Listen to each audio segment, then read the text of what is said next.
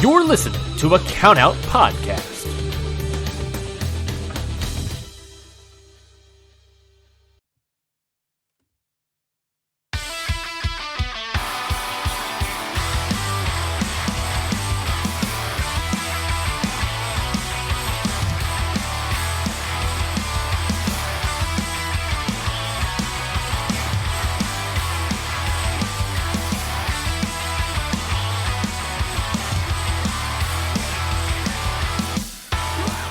What it is, what's up, and welcome everyone to Faces and Feels. I'm your host, Rafe Houston, and today I'm joined by a very special guest. We haven't heard from this man in a little while. In fact, we were doing the maths, and it was like 3 years since his last episode. Episode 102. This will be episode 173. 70 episodes in 3 years. If that doesn't give you an idea about my mental health, then nothing does. But hey, we're kicking on. So this is a man that I personally believe is the Australian Deathmatch Ace.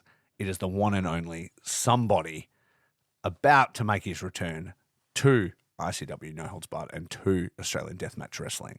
It is Callen Butcher. How are you today, my man? I'm doing very, very well. Thank you so much for having me on. It has been a long time since we've spoken in this kind of setting. We've just been talking on Instagram or speaking at a show whenever I would actually show up to a show. So Exactly. It's funny though, because like I only obviously get over to a few shows in Melbourne, considering the distance. But usually when I go, it does happen to be the one that you're at. So it has been good. I do feel like I've seen you every time I've come to Melbourne, basically since. So it's always like a pleasure to see you. And then when we were both together at the last Dream Tag Team weekend and ICW No Holds Barred weekend, you sort of gave me a bit of a tap on the shoulder, a bit of an audible that we might be seeing the return of Callen Butcher. And I got very, very excited. And when the announcement came out, when you hit the ring and responded to Danny's challenge and stuff, I got to say, I felt like a piece that was missing returned to wrestling for me. Because there was a time there, these have been a long few years, and there's been all kinds of things that have happened, good and bad, in wrestling, and my interest is, rise and falls and things like that. And then when you were in that ring and you were talking, I was like, fuck, it feels good to have Callen back. It really did, man. How did it feel for you? Because it's a big decision to return. yeah, it was a long time, a lot longer thought out than when I decided to leave. Yeah. It was like I'd been approached a few times. I was like, oh, I don't know. At first it was just a flat out no, and then then a few things happened, and I started thinking, oh, could be something in it. I spoke to a few friends, and then when I decided to finally get the ball rolling on it, and when Danny put out that promo calling me out, just seeing the reception from that alone, without like a guarantee that I was coming back, just like the way that people reacted to it, and like seeing that people were feeling specific ways about it, it made me feel like it was the right decision. Yeah. To come back. Yeah. And then but when I showed up at the Jeff Cannonball Hardcore Cup,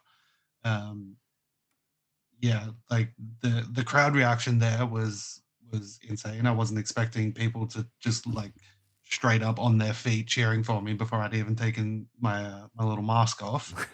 And then within seconds of DMD putting that clip online, I was getting messages from people, not even just like deathmatch wrestlers, or fans, like people from all over the world were messaging me like within seconds. And like people that I didn't really expect to even care, saying that they were happy to see me back doing what I love. And it was just, it meant the world to me. And I definitely know now that I've made the right decision. Yeah. That's so awesome, man. But It is a crazy thing, right? Because you and I were speaking off mic a little bit beforehand, so we'll rewind for people that aren't necessarily in the headspace that we are. That for, I suppose, what people need to realize is that with somebody like yourself, despite like you kind of were almost DMDU and Callen Butcher sort of felt a little bit like an overnight success in a sense that like the first pay-per-view dropped, you were in the main event, you and Damian Rivers, you were, champion of the company, you won tournaments there and stuff like that. And so you were positioned in a way and like were a beloved member of Australian wrestling, right? And then you suddenly go away and it's probably like, oh, he was suddenly this kind of success and then he disappeared. But I think what a lot of people need to realize is that, that's the longest overnight success in the world. You know what I mean? You'd spent a lifetime training and getting better and working at being a professional wrestler. So somebody who does that doesn't just quit overnight and it doesn't take a toll on you. You know what I mean? Like to talk about the mindset that you were in, maybe we should just rewind a little bit and kind of give people an idea of where you were at sort of when you came to the end of the road and you were like, you know what, I'm going to hang the boots up for a time. Yeah, definitely. Um,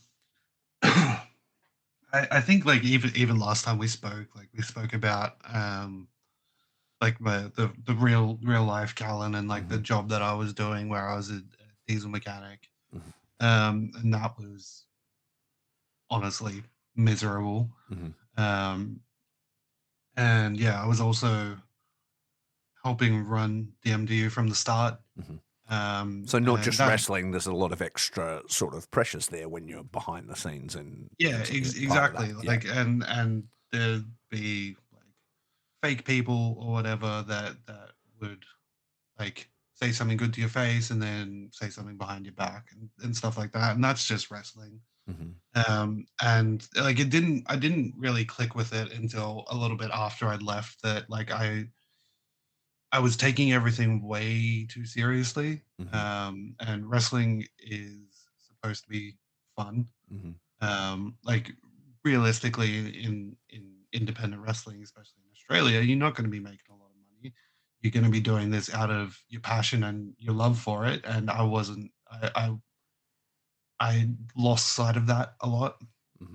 A lot of the just the passion and love. But that's it. It's also affected by like outside sources. Yeah. So like that end job that I was in, that was miserable. I was being treated like dirt every day, and in Victoria, there's a process in high school called VCAL, where you at year 10, you can decide to either do your VCE, which is going into your tertiary education like university, or you can do VCAL where you choose a specific trade and everything that you're taught is towards that, and it's working towards getting you an apprenticeship. Right. So yeah, like I dropped out of school in year 11 after doing VCAL for 2 years because I was offered an apprenticeship as a mechanic.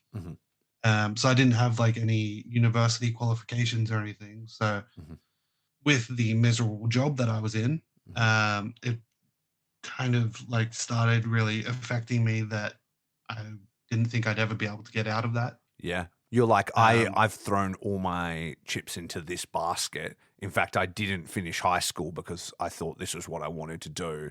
And now I'm here living it. This isn't what I wanted to do. I'm having a miserable time and I have nothing else.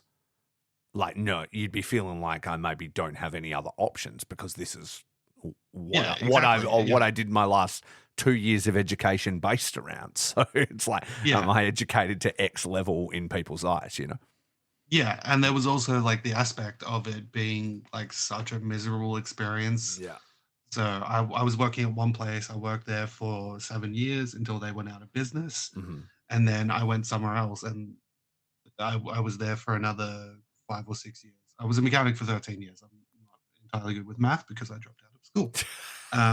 You were good at times though when we were arranging this interview exactly. where I thought Perth was ahead of Melbourne briefly, which is insane, but Um, yeah, so I had the 13 years of experience in this one specific field that I was in the mindset that if I ever left that job, I was never going to be a mechanic again Hmm. because I hated it so much. So I was like, oh shit, what do I do? Um, and yeah, so like I was in the middle of that, being treated like dirt at this job, and then on top of like the pressures of like running a business that was semi successful, but then semi not successful because wrestling has its ups and downs always. Um, and yeah, I was just like I wasn't sleeping, I wasn't eating. Like I could even tell watching like my last few matches back that like I was not the same person as when I'd started with Yeah. DW. Well, that's it. And then Um, there's talking about both those things. There's the third thing there in that you're also trying to be Callen Butcher. Like you're trying to be a successful wrestler. You're trying to be the champion of the company. You're trying to do that. But at the same time, your own wrestling development is sort of being affected because you're trying to help book the shows and do the things, and then you're hating your job, and then you also have like a full-time partner and all of these things. I completely understand the thing. It's like, you know what, I don't want to do any of this anymore. I just want to yeah, walk away from everything, like is what it ends up feeling like. yeah, exactly. And like I needed to drop something, and it's not like I'm just gonna walk away from Erin. No, That'd be insane. no, so Um, that's yeah, not what I meant at all, but like all the yeah, other no, external yeah, no. I was I yeah. was just going through like the Yeah, options that yeah, were going yes, through yes, my yes. mind at the Hmm. time. Hmm. Like that's not an option at all. Hmm. The job I needed to live Yeah, because renting and living in Australia is shit. yeah. So I couldn't really cut out my source of income. So the only thing that I had to be able to cut out was wrestling, That's the only which thing that could give, right? Like, yeah, yeah, yeah. it's the only thing with flexibility, which like it broke my heart to do, but it was like I need to do it because otherwise I'm not going to make it past this year. Yeah. Really, Yeah. like that's kind of where I was at Wow. that point. Yeah, sure. And like yeah, so after I made the decision to leave, there was like a 2 year period, it was 2023, maybe like a 1.5 year period where like I couldn't even watch wrestling. Yeah. So like I went to the Dream 3 show, Hmm. which was I I probably let fly the retired word a bit quick there. Hmm. But at that point in my life, I felt like there's no way that I'm going to be able to do this because I was still in this dead end job. Yeah. Um, yeah, I couldn't even really watch wrestling because anytime that I saw any kind of wrestling, it kind of like it felt like sticking like another needle in my heart. Yeah. Right. So it wasn't the feeling like I'm angry at wrestling. You were feeling like I had to give that up in order to do, all these other things to survive, to do all this stuff. And so even to see it is like heartbreaking, right? Because Yeah, it's something exactly. that you Yeah, had been working your life towards and you had to put it on the shelf. yeah, exactly. And I love wrestling with all my heart, and that was wrestling for a lot of people is their escape from reality. And when it became not enough to be my escape from reality, yeah, it really broke my heart. Yeah. It wasn't until I was made redundant at um, my mechanic job, Mhm. which turned out to be one of the best things that ever happened to me, Yeah. where I managed to land a job surprisingly within like 3 weeks being unemployed, which was a lifesaver. It's kind of crazy, the redundancy thing, right? Because like you're hating it, you feel like you can't resign and be put in that thing, and in the end, the redundancy and what that meant for you, it sort of took that decision out of your hands, but it gave you exactly what you wanted. You know what I Yeah, mean? like Yeah. to put it as like a mirror to when I left wrestling. Um, when I left wrestling, like I was heartbroken. I was just distraught. When I had the meeting where my my workplace told me that I was being made redundant, I was so happy Yeah. because it felt like I'd been thrown a lifeline. Yeah. Because redundancy And in Australia, that usually involves some kind of payout as well, because they're essentially got to pay you to leave. They don't have a role for you anymore. So that would give you essentially a buffer to then figure out what you want to do instead, right? yeah, Like yeah, it gives you and just like, it's not forever, but it does give you just, okay, I've got a bit of a landing pad here while I figure this out over the next X amount of time. yeah, exactly. And like I was probably I was a bit worried that it would probably end up leading to me going back to a mechanic job that I would then hate. Yeah. But I put the timeline that if I was unemployed for a month, then I would start considering going back to a mechanic job. But I was Mhm. looking elsewhere, Mm-hmm. and I managed to land a fantastic job that I'm in now. Uh-huh. That's just it. Yeah, it's changed everything for me, really. It's great. And then yeah, like as soon as it's crazy because like as soon as that redundancy happened, I remember just like scrolling on Twitter and I saw something about Desperado and Jun Kasai having a death match, Yeah. Mm-hmm. and I thought that was just cool as shit. So like I love that. I tried to see if I could watch it, Yeah. and I would say that Desperado is like my favorite wrestler at the moment. Mine too. Because No exaggeration. like Anything he fucking does is like he touches turns to gold. And I'm real burnout on New Japan at the moment. They've been making a lot of decisions, but anything Desperado does reminds me that I still like wrestling. yeah, It any is how it of like the invitational shows or anything like that that Mhm. Despy has a hand in Yeah, is my favorite show of that specific month. yeah. Um, yeah, it, That show was yeah, unhinged. The Invitational was yeah, so fucking wild. Like, and then it's like he wins the Super Juniors, wins the title, fucking does Wrestle Kingdom or whatever it was. He did like a ton of these huge, big things. And then next minute he's like kissing Dino on like the Invitational. Like he just does whatever he wants, and it's amazing, yeah, right? exactly. Like, yeah, And like him being one of the best junior heavyweights in the world, yeah, being the IWGP Junior Heavyweight Champion, and then having a death match with Takeda and Kasai yeah, is insane to think about. yeah. And then to watch it and it be one of the best death matches that I've ever seen. Mhm. Just like yeah, like Desperado and Jun Kasai helped me fall back in love with watching wrestling because That's I always loved wrestling, but yeah. it helped open the door to the possibility of maybe I could do this again. Man, that's so cool. I was just in Japan during the ICW tour, and I had the opportunity to meet Jun Kasai. And when I tell you I had no chill whatsoever, like it's like I talk to a lot of wrestlers, right? And like, you know, I've met a lot of famous people over the years, being in bands, some of my favorite bands, quite famous wrestlers and things like that. None of them, you know, no sell it, whatever, cool. We're all talking, we're all on the same page. I had quite a few drinks at the old, the first ICW No Holds Barred show in Japan. I was very excited to see a lot of my friends for the first time in real life, you know, like Struggles and Jack and those dudes, Malcolm and Tommy. And my wife and I went to 0 Second Lemon Sour. Have you heard of this? This is all leading somewhere, but it's basically a you know, yakiniku style restaurant, but there's a tap on the thing, and you can pay for 60 minutes, 90 minutes, whatever, and then you can just pour yourself lemon sour. 7%, they say. And they're like, it really is 7%, trust us. And I was like, I'll believe it when I see it. Anyway, took unfair advantage of that generous offer. Literally, we're at the last minutes, like filling other bowls and stuff on the table, like salad bowls with lemon sour and shit. Like, went to this show wasted as fuck. And I went outside briefly on my own to do and as I did, Jun Kasai was waiting for his Uber, and he was just out there on his own. And dude, I lost my shit, eh? I was like, Kasai-san!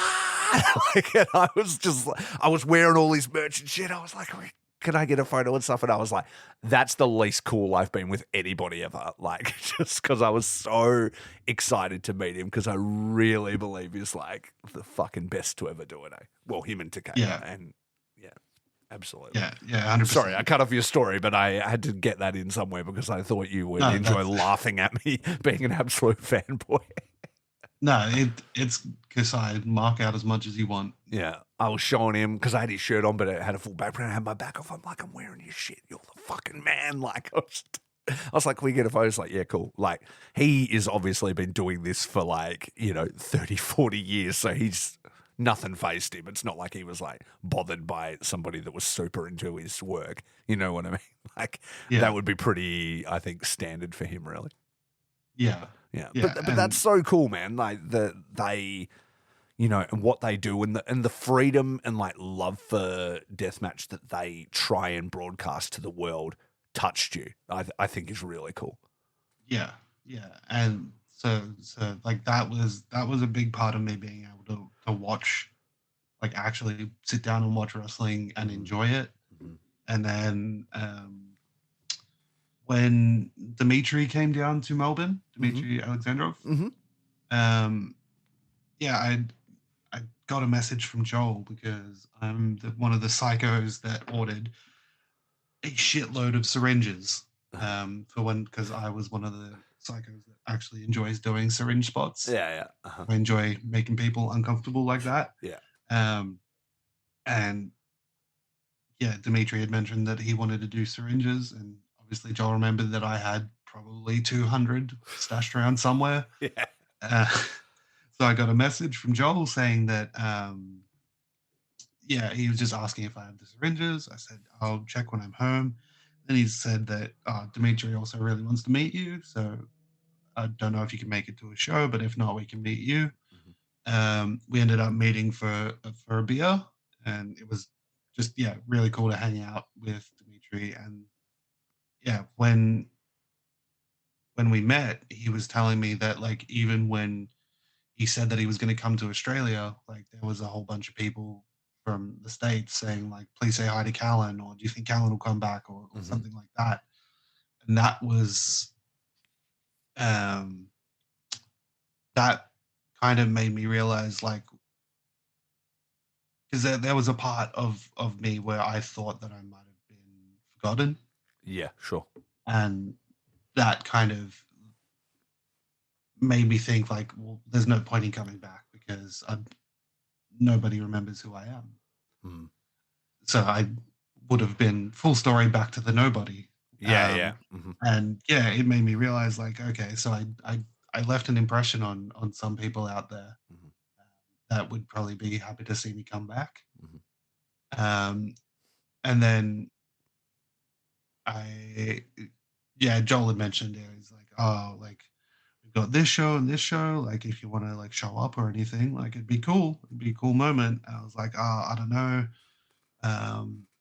I'll see how I'm feeling. And then I got in my car and I started driving home. And like the second song to come on my Spotify was Junkies. And that just hit me like a ton of bricks. For anybody who doesn't know, Junkies is the Junkies by Ocean Grove is my entrance music. Sorry, I should have pointed that out. No, that's all good. I'm kind of that's it. That's running through everything here. Watching you watch Ocean Grove live when we were at was it Good Things or which one was it? I saw you at that festival and you were just so excited would have been Good Things. Yeah, and you were excited to see them live for the first time. Yeah. Well, it would have been the first time that they would have played like Junkies and like Flip Phone Fantasy would have been out. Yeah. I remember I did see Ocean Grove once, probably about 10 or 11 years ago at a place in Geelong where they opened for a band that I'd never heard. And there was maybe 7 people there, all up, including me and my friend. Yeah, wow. Yeah. I remember I bought one of their physical albums then. And just like when I was like looking for entrance music, I was like, oh, I remember that band that I saw. And then I saw that they had Flip Phone Fantasy out, started listening to all those songs. I was like, this is my favorite band ever. That's sick.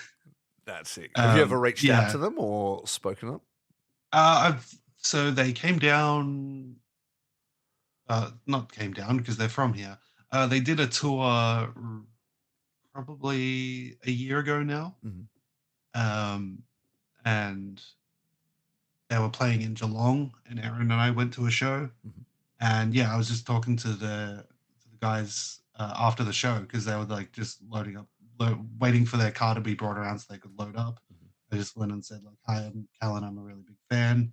Mhm. And then yeah, brought up, yeah, I used to use Junkies as my entrance music, and they're like, "Oh, so you're that guy?" Okay, Oh, yeah. they'd So I was seen it. like, "Oh, cool. I hope I'm allowed to." But yeah, like they were totally cool with it. Yeah. Yeah. They'd remember seeing the socials when people would share Junkies with like clips of me bleeding everywhere. Yeah. I was So that going to say, yeah, there's no way they wouldn't have seen it because it'd have like, like stuff with you, light tubes and going through stuff and things like that. Like yeah, and I'd it'd stand out. interacted with them a few times on socials as well, like just in DMs on Instagram. So Yeah. yeah, it was cool to like actually meet them. But yeah, back to me coming back. Mhm. Yeah, it was like after I realized like, hey, I'm probably not entirely forgotten. There'd be some people that'd probably be excited to see me come back. Mhm. I thought like maybe I'll come back for one. Mhm. Just give like a lot of like my fans like a really cool moment, a bit of closure.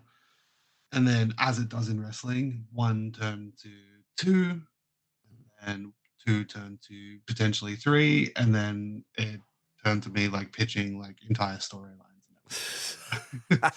and suddenly we're full time again.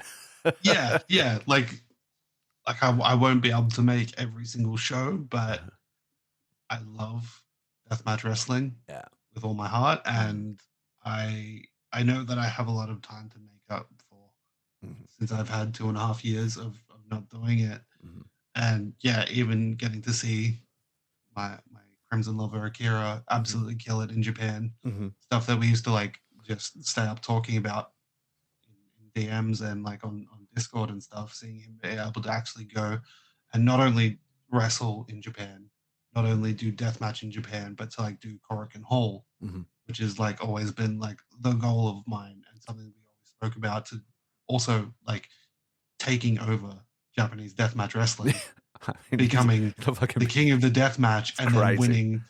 winning the Big Japan deathmatch title. Yeah. Which, like, I was talking to him that whole day before the match, and not once did he ever clue me in that something might be happening. So I was watching it live, and like actual tears running down my face when he won the belt. Amazing. Um, but yeah, like that has been something that really makes me want to go, okay, so I don't want to just go back for one because there's still goals out there that I never achieved.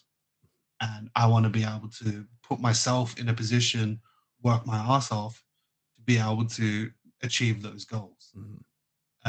And yeah, ever since I decided that I was gonna come back, like I've done actual calorie counting for the first time ever, Mhm. realizing that the 2 to 3 large full sugar Red Bulls that I was drinking a day probably wasn't for the best. Nah, I don't know if it was. Yeah, Sugar free yeah, though, probably all right.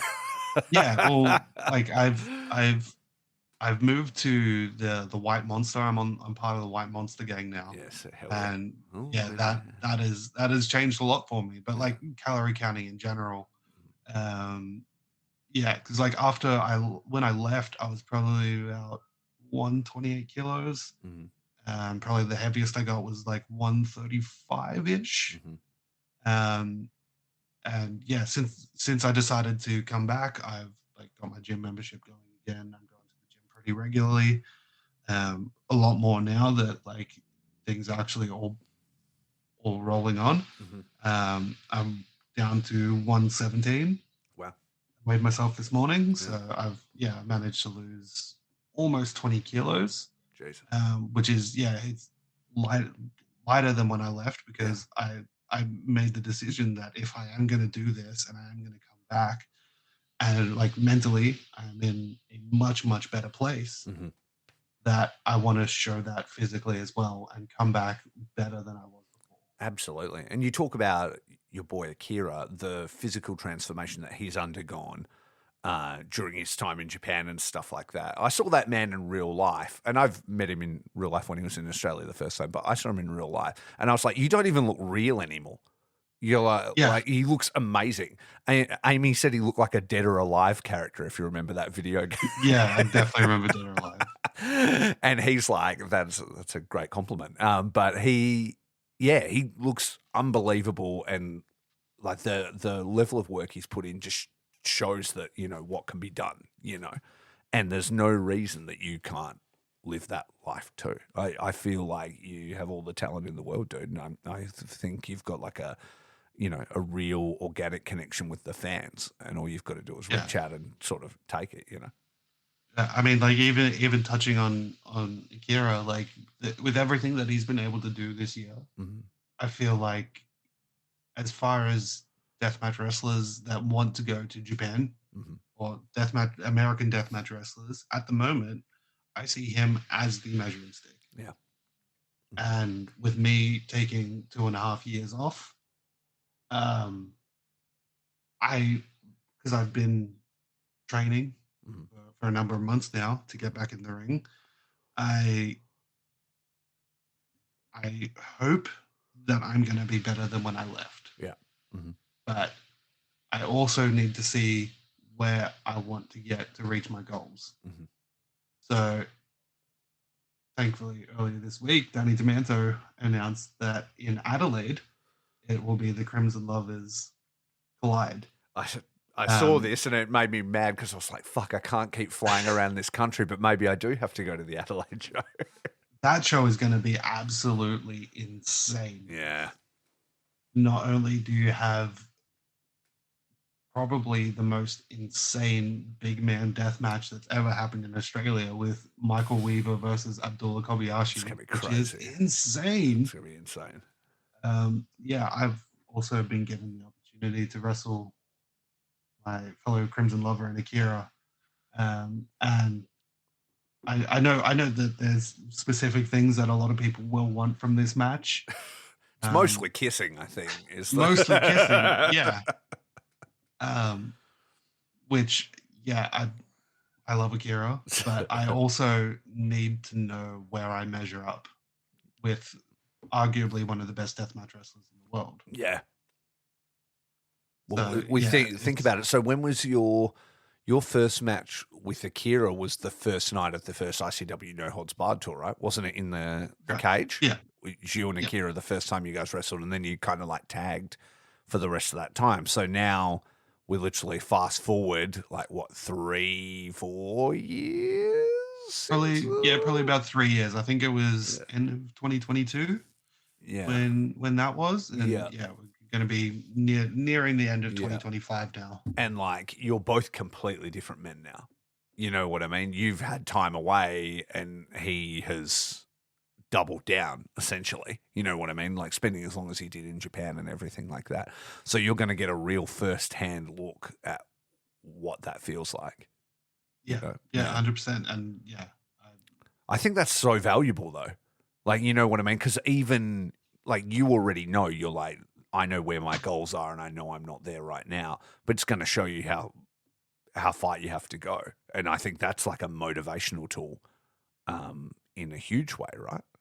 Yeah, 100%. And like with how hard I've been already working just to get back and get better than I was when I left, having that be able to set the next goals for me is going to be invaluable, but it's also going to be a very emotional moment being able to share the ring with somebody that I honestly didn't think I'd ever be able to share the ring with again. Yeah, absolutely. That's so cool, man. That's really exciting. You guys are making it so hard for me to not go to Adelaide.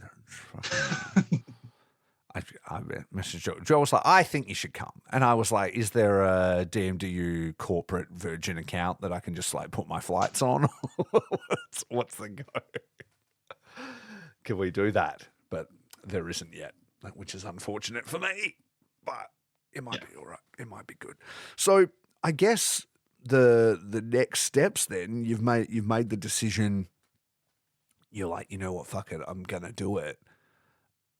what what I guess the thing is, it's like now I go from being in a place where I didn't think I was going to do this anymore. I'd given up, I guess, my dream, but now I'm going to reignite that. What does that look like for you? Like, is Callen Butcher the same person? Is he changed? Like, what's that thought process like, I guess? I think if you compare how I'm attacking this particular part to when I left, I am completely revitalized. I've had my 2.5 years off. I've I've changed myself up physically in more ways than one. Obviously, for people that haven't seen, I've cut all my dreadlocks off. Uh, I don't want to take any of this for granted Mhm. because I I didn't. There was a long time there where I didn't think that I'd ever be able to do this again, Mhm. and I don't know if there is an endpoint for me. Mhm. So for the time that I do, and every single time that I do get in a ring or a no ring or whatever it is, if I get into deathmatch, Mm. I'm gonna be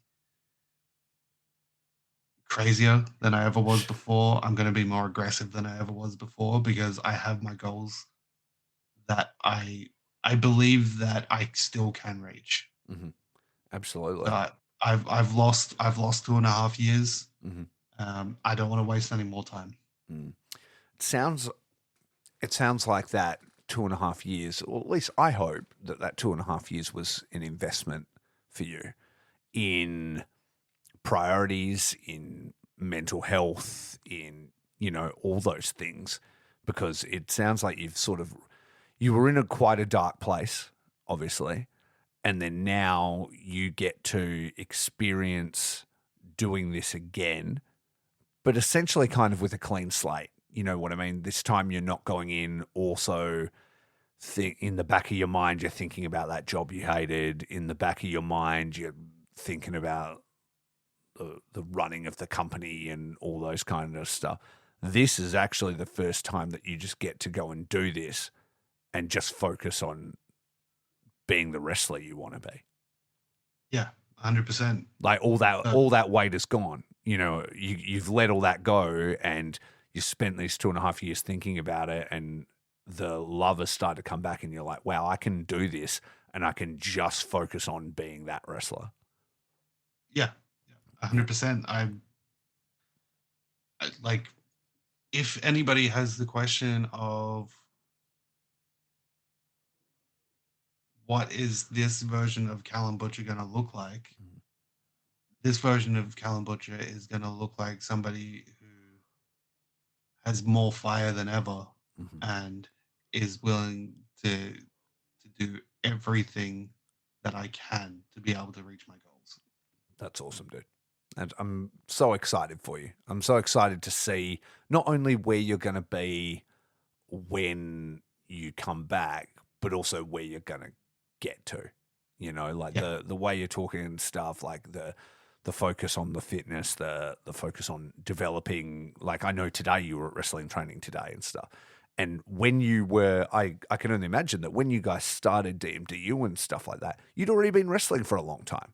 So at that point, you're not like, oh, I'm working on new stuff or I'm in the gym every day. I'm focused on my shit job and I'm doing things, and then I also want to do this. Now that all that focus is just on this, and I think that's really exciting because I know how far you got when you were still dealing with all that bullshit. So like, how far exactly. can he So, get when he's not doing it? Like that's the exciting part. You've got a career behind you now that you really enjoy and that you're passionate about, and you have Aaron and you guys are rock solid, and then now it's just focusing on the thing that you've been missing, and that's just so cool, dude. It's so cool. yeah, yeah. I'm really excited for everybody to see everything that I've got planned. Yeah. Um, and yeah, like I am still taking it one step at a time. Like I've got my first two matches announced, but like I want to get to Japan. I want to actually be able to go to the States. I want to go back to the UK. I'd even like to visit you. Yeah. Over in Perth. We would like to have you. That would be awesome. Surely that's so overdue. Surely. Yeah, like just to like put up like all like the really cool things in wrestling, especially in Australia. Like it seems like Australian wrestling, like obviously I didn't watch a lot of wrestling when I was gone, but I did still pay attention to a handful of things. And yeah, like from Victorian wrestling, there's a bunch of really cool stuff going on right now. Even in New South Wales, there's a bunch of cool stuff going on. Like PWA are firing on all cylinders. DMDU are doing a show that's already sold out there, and that's in 2 weeks or a week. And yeah, like everything that's going on with like Dude, Where's My Ring and EPW in Perth. Like being able to see one of my favorite people in the entire world, James Hartness, go on and win the EPW title was very cool, man. So cool. Like just like the transformation that he's had. Yeah, it's been crazy over the past 2 years. Like it was wild because I saw him one day and then the next day I saw him and he was half of him, and I was like, "What the fuck happened?" It's been like it's been 2 weeks since I seen you. I feel like he's been working so hard, dude. It's very impressive. Yeah, and even when they were down here in Melbourne, like I made sure to show my love to the Pulse boys. They're two of my favorite people in wrestling. Just like seeing everything that they've been able to accomplish, I'm so proud of both of them. Yeah, if you look on my other tab on my computer right now, I'm currently watching James Hartness and Mikey Nichols from Dude. Oh yeah, just is it the Jackrabbit Slim show, the DOA? Yeah, show? DOA. That so that was crazy. That match. If anybody hasn't seen it, go watch Dead on Arrival from Dude, Where's My Ring on YouTube. But there is a point where I don't know if you're up to this, spoiler alert, but they come off the stage, right? And in the mere moments, I am on the stage behind the commentary desk, and there's a point where Mikey Nichols heaves James Hartness on his shoulders and then just turns at me and he just gives me a wink before killing this man. like the level of casualness that this guy just had about, I was so worried about both of them. It was one of the most, I'd say in real life, there's 2 things that had me genuinely concerned for the competitors that I've seen, and you were in one of them.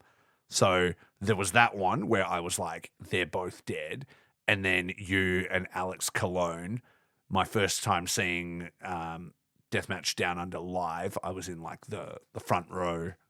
Like when I pretty much bled out. Yeah. Yes, exactly. When you went off the top rope through this like double-story log cabin of light tubes, crazy thing, and I was so fucking stressed because I had seen a lot of wrestling and seen a lot of death matches and stuff like that. I'd never seen my friend do one in real life and do something so hectic. You know, it was before Dude or anything like that, and before I'd seen you go on and do a million of these things. And I was so fucking worried about you. Like, it was crazy. Yeah. That was crazy. A very crazy experience. I remember that one really nasty cut that I got right at the start of the match. Yeah. And I bled a lot. I was already stressed about that. Like, just that cut was stressful. And then you're going through this thing to the outside, and Joel and all that are like ring crewing and stuff, and they're swarming on you and stuff. And I was like, what the fuck? And I was not okay, basically, until I spoke to you afterwards. Like, when you're like, I'm alive, it's fine. Like, that's all stuff that I was able to do when I wasn't mentally. That's the crazy thing. That's what I'm trying to say to everybody. I'm like, this man was dealing with so much, and he was still doing that wild shit. Imagine what happens when he's like wanting to be there. Exactly. Yeah. Exactly. Like I yeah, just all the love and everything that I've received ever since like the video went out of me coming back. Mhm. Yeah, it truly just has meant the world to me, and I feel like it's a really cool time to be an Australian wrestling fan Mhm. right now, and I've really missed being able to give fans cool moments, Mhm. um, and that's one of the driving factors of me wanting to come back is Yeah. that I want people to enjoy coming to these shows. Mhm. I want to give people cool moments that they can remember. Um, and yeah, I just want everybody to love Australian wrestling and deathmatch wrestling as much as I love it. Yeah. That's awesome, man. I'm so glad that we find you, you know, this couple of years later, just in such like a good mindset. You know, like to see you approaching it in this way and being so genuinely excited. Like I can't wait, man. We've only got a few weeks, right? Like the Yeah, yeah. I think it's like what 3 weeks away yeah. So until I go. it's the second now, and it's the Saturday, so it will be what is it? The 23rd. Yeah, absolutely. No hold barred 82. 1, 2, 3 weeks away. Yeah, There 21 we go. days away today. 21 days away. Look, see, you are good at math. You even knew the days and everything like that. So it's very impressive. And that's without even finishing high school. Yeah. No, that's So awesome. I feel like the moral of this story should be for everyone to stay in school. Nah, it's all worked out. It's fine. Yeah. You know, and you too. I mean, you did what you said. You do have a trade. You don't want to do it anymore, but the point is that you did actually see it through. You know, Yeah, exactly. And now I'm somewhere where I'm being paid a lot better to be happier. So that's very important. But those skills will never leave you. You know what I mean? And even if you never work as a mechanic again, there'll be times in your life that you know you can take that and put it in different places and that working knowledge. Plus, if there's ever some kind of zombie apocalypse and you need to like I don't know make a truck work in order to stay alive, you can do it. You got the skill. well, I mean, there's another reason that why you saw me at that ICW tour Mm. recently is Mhm. because I'm one of the only people who knows how to actually set up those goddamn chains. You were there mechanicking it. Yeah, yeah, it was me and Samson who set it up last time, Uh-huh. and then yeah, after the tag tournament, I was like, I know you're gonna be real sore. Mhm. I wasn't gonna come tomorrow, but I'll be there. You need someone to help you set up the chains. Yeah, sure. Nah, Yeah, and they were good. They had good tension in them. It was good to see. yeah. Exactly. Did you have the There's- you had the fucking what are they called? Like you had the ability to have the apron. What's that piece of metal called? The like the turnbuckle bit. You know what I mean? Like Oh yeah, yeah. There was actual turnbuckle on it this time, yeah, because yeah, it's a different ring than we did the chains on last time, so we kind of had to improvise. yeah, yeah. Mhm. Yeah, we actually were able to fit a turnbuckle on it, which meant that people could actually stand on the Stand on apron, the and it apron, wasn't. which is Yeah, it's obviously a tag team tournament as well. So that made like you know, well, the tag team tournament happened the day before, right? But either way, it was still fucking awesome. Oh, look at this! He's wearing a Pulse shirt. yeah. I just remembered that I trained in this today, so I wanted to show it off. Possible new member. Spoiler here, or I pushed for it. I'm pushing for it. no, I don't think you would have to the- push too hard. Hartness is in there now as well. Okay. yeah, I mean, if you go back to the tag team tournament and you listen real closely, every single time the Pulse come out, there's some guy out of the back shouting how much he fucking loves the Pulse. And it wasn't I, even me. That was the guy at the front screaming that stuff. actually, Mm. if I remember correctly, because I did change my yeah. If you look on my Instagram and my Twitter at the moment, my bio talks about me coming back, and then it also says fucking loves the Pulse. Oh, there you go. These are the breadcrumbs are already being laid out. Is this a conspiracy? What's going on? You heard it here Just first. two very beautiful boys that I was very happy to see, and I can't wait to see again. Absolutely. If anybody hasn't watched the Dream Tag Team Tournament, go and watch the Pulse absolutely show out because it was sick. And plus, you'll hear my commentary. So there you go. Exactly. Extra, Yeah. extra And then yeah, benefit. I get forced into the ring at the end to give the trophies, You and do. I'll try to get people to chant for me, and I wanted people to chant for the polls because I you're fucking like, love the you're polls. like, shut the fuck up. That's so funny, dude. Thanks so much for today. I appreciate you giving me your time after training on a Saturday to come in here and catch up and just give everybody a little idea of your mindset. And I mean, as if I wasn't already so excited to see you back in the ring, I think this has only served to show, sometimes it's okay to take a break from stuff. You know what I mean? If it's not too hard. I can tell you this right now. We joked about the podcast only doing 70 episodes in the last couple of years.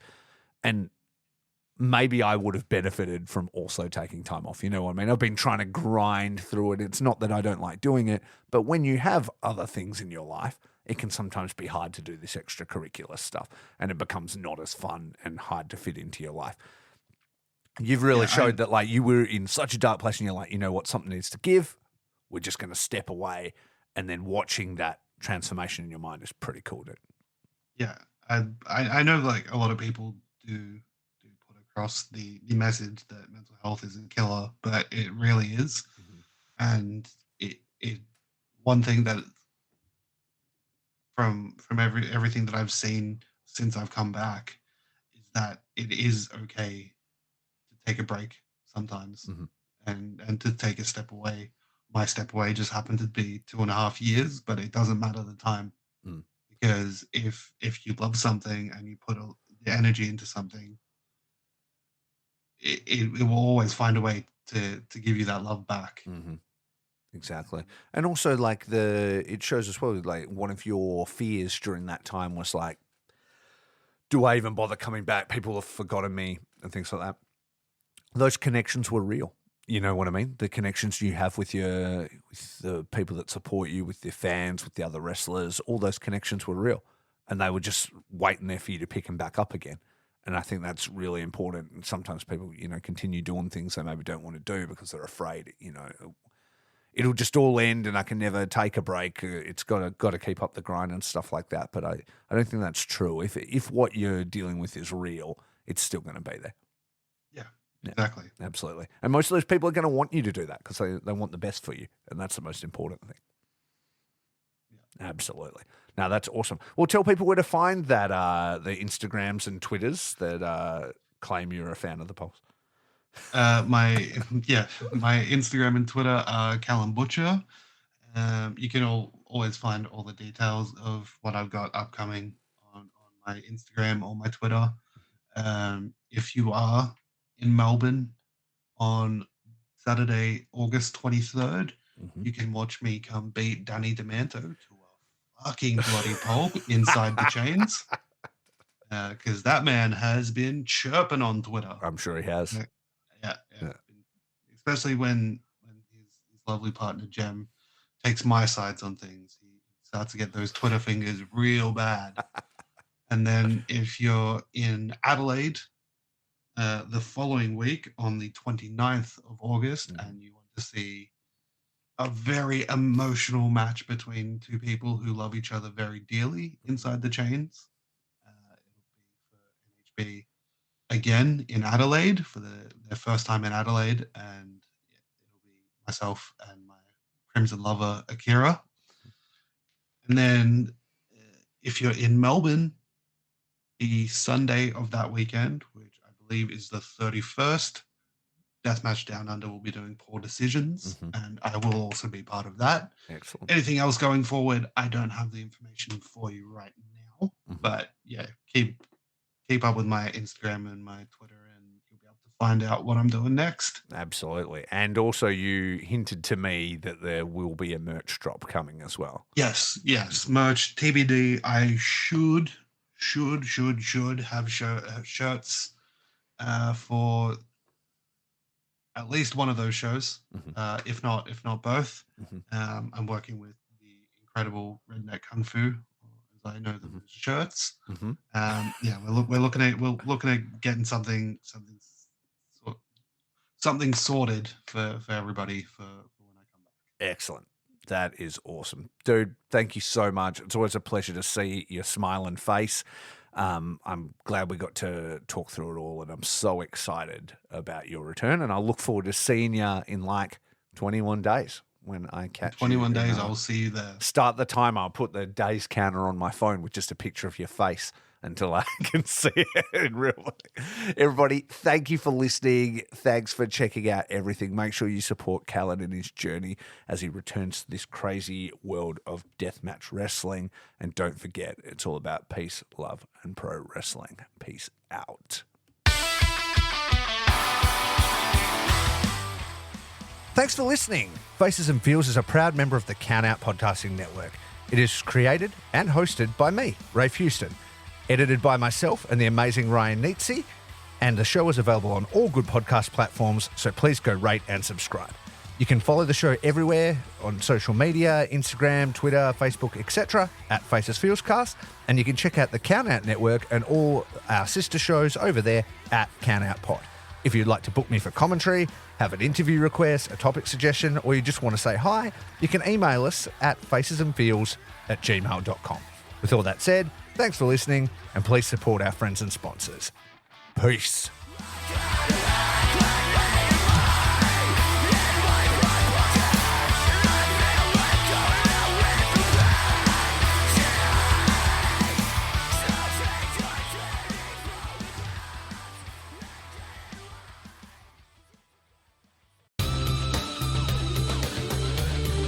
This has been a Count Out Podcast.